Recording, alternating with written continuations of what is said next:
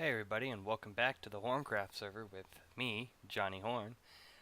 Today I got a surprise for you. In fact, we're going to be moving. Like I said in the previous episode, we're moving off in that general direction. But first, we need to secure it. I've dug out a little area. I've made a door, and now we are going to make a. What are we making? We're making a player detector, so that only I can open the door. And I got a little secret. If anybody else tries to open it, then they're getting a nice little surprise. We're not there yet. I'm gonna wait because we're gonna make a little building, or I'll probably make one off camera and whatnot. But I've been doing a lot of mining. After I get that door secured, I should say, then I can move all this. 108 diamonds. Yes, we need a secure area. That we do. So today may be a short little episode, and in fact, we'll head on that way and start building. In fact, I had a little incident with zombie pigmen earlier before I was recording. I was getting things gathered, and I got a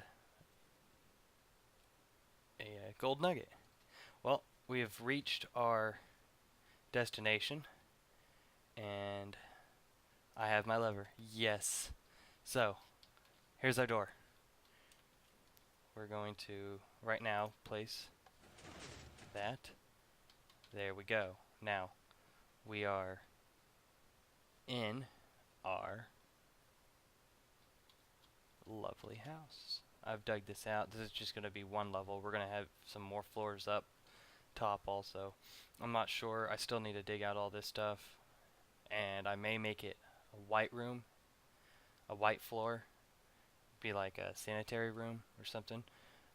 This may be where all the computer stuff is. I'm not sure yet, but we're going to be using a computer today, some white insulated wire, and a player detector. Very simple, and a little bit of coding. We'll go through the coding here shortly, but we're going to, let's see here, let's get my shovel out, dig some of this out, because we're going to have to access the computer. We're going to put a computer right there, our player detector on top of that, so then it'll be flush with the ground, and all I have to do is hit it, and the door will open. But first, we need to dig out an area to get access to this door. I know. You don't use that, but I do. So, we're going to come down here. And I think we'll just follow this up around here. I think so. We'll probably end up coming down one just so we can access. Let's see here. I'm going to dig down one there, okay. And I want that there, and that there. We're going to try to, wrong button. I'm going to try to keep this as, there we go. And then that can go there. Get rid of all this lovely redstone. Ooh, I may have to go. Let's see. There. Oh, yay. Oh, no. I'm going to run out of cable. I don't know why I went so high. Let's just flatten it out. What do you guys think? Yep. Let's not waste so much cable and bring this down, since we're already at this level right here. Let's just dig this out. No sense in going up and around, right?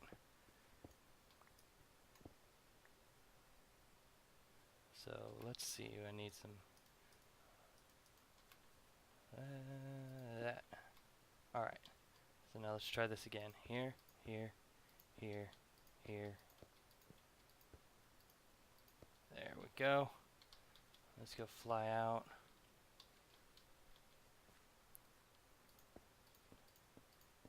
Oh, 9 to spare. Oh yeah. Okay, so we are going to edit a startup program. So every time the computer comes on, if the server has to restart, so on and so forth, this program will automatically run. So I will never have to actually access this computer ever again. So while true do. This is probably not the best way to do it, but it works. And what I am specifying now is this peripheral. That's what that player detector is. It's called a peripheral. So it's telling the computer to look on top of the it to make a connection with the peripheral. I'm going to make a index. No, I can't think of it. But it's going to store a oh wow, I goofed up. I'll be right back. Alrighty, I'm back. I goofed up on the code that I need. I can't have just the white cable coming out. I have to have what's called a bundled cable, which carries all the separate colors. There's multiple colors of wiring, all different colors, as you can tell, and I just needed white for this one, but which works out, I needed the bundled cable in order to put out a different signal later on for people who try to access my door that is not allowed. So it worked out for the best. Now we are going to edit startup, which we're going to have to redo because I did not save, and I've already discussed this. Peripheral.wrap top. And then we're going to go out. It's a variable. That's what out is. It's a variable. See, I goof up, but it helped me out in the long run. Now, this test bundle input, that is going to tell you what it is doing at that moment. What the output is. So the output, say, is going to be on or off. So it's going to either be, if it's on, then it's going to be true. It's going to come back true. If it's false, then it's going to come back as false. That number 1 signifies the white cable, and all the different colored cables are actually numbered differently. Like black is 3,275 or something like that. I don't remember off the top of my head. Then we have A, B, 2 more variables, which is actually going to take the information getting from the player detector. If I can spell pull, there we go. And I can't walk and chew bubblegum at the same time, so I can't type and talk either. So please work with me, guys. I greatly appreciate it. It's going to take the player information from the player detector, which it sends. It sends a variable named player, and it gives what it is and then who. And then I use that information to see if it's me clicking on the block or if it's someone else. So if B is equal to, which is what 2 equal signs is, to Johnny Horn, then if out is equal to false, then rs.set bundled out put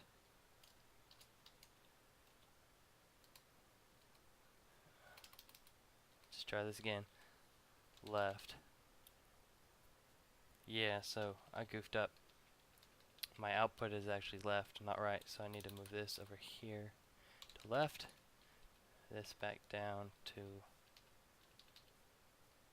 here, and we're setting 1 to on. We're going to sleep for 0 seconds just so we know it works. Else rs.set bundled output left to 0, which is going to shut the door. So I can either click on it to open it or click on it to shut it, whichever is opposite. So if it's open, it's going to shut. If it's shut, then it's going to open. I'm going to sleep for another 0 just so the computer doesn't time out. We're going to end the if statement, which is right here. This end closes this if statement. Then I'm going to end this if statement, which then holds this if statement. And then I'm going to end this while loop. Now we have saved our startup, and we're going to run it.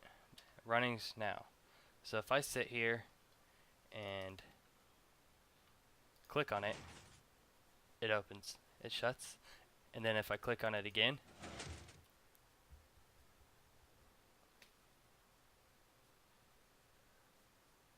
it should open.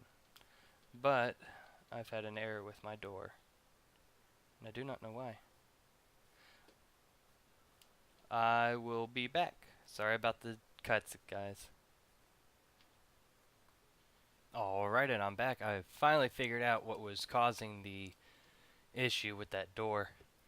It was my cable was running next to one of these 3 blocks right here and affecting my redstone somehow.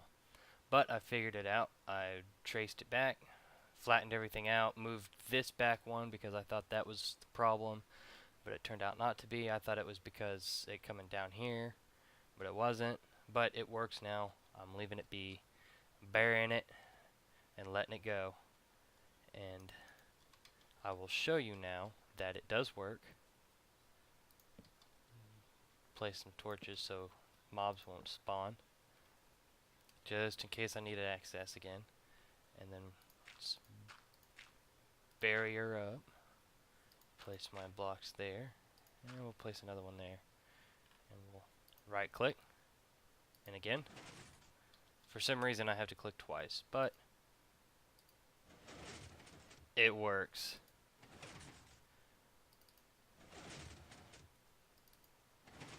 Like clockwork. I am proud. What a little computer and a block can do. Don't need a switch, don't need nothing. Now, if anybody just so happens to click this, nothing's going to happen right now, but the door will not open at all. And that's the cool part. Well, I'm glad you watched. Please leave a like and a comment if you have any suggestions on future episodes, so on and so forth. And that's it. Johnny Horn out.